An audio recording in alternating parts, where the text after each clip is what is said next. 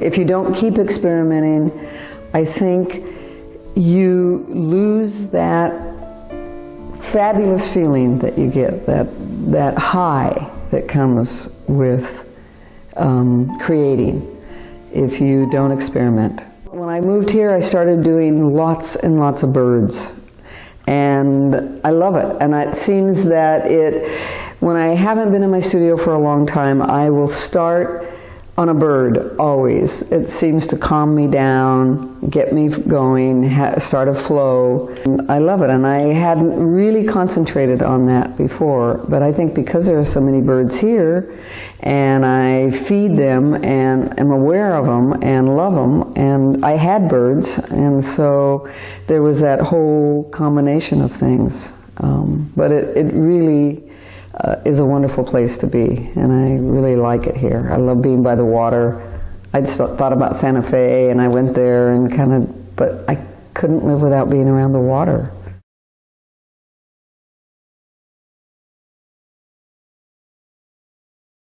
It seems that the piece that people are most attracted to is called The Embrace, and it is a crane holding a human.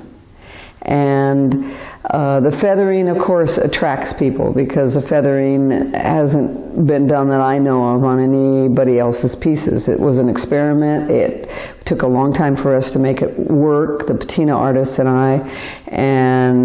I use it on the other birds as well, that feathering effect. But the crane has a feeling to it that is sheltering and warmth and closeness, and a connection between the bird world and the human world. And people have come up to it and cried in front of it, and that has touched me very deeply. And so one woman who ran a sanctuary for birds and animals, and she says, I think they would do that for us, but I'm not sure we would do that for them.